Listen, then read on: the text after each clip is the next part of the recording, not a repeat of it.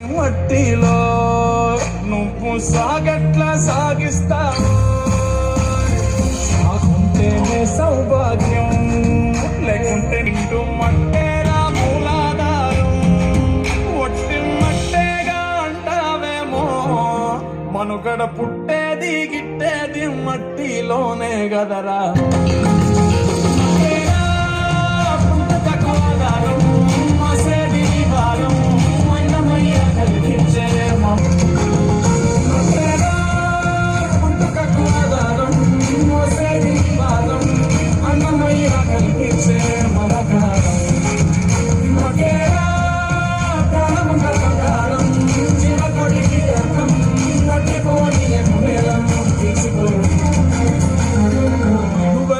పురుడోసుకుని నేలమ్మ పసిరి పైరులు గన్నది, చెట్టు సేమల పుట్టలతో జీవుల మనుగడకు అనువైనది.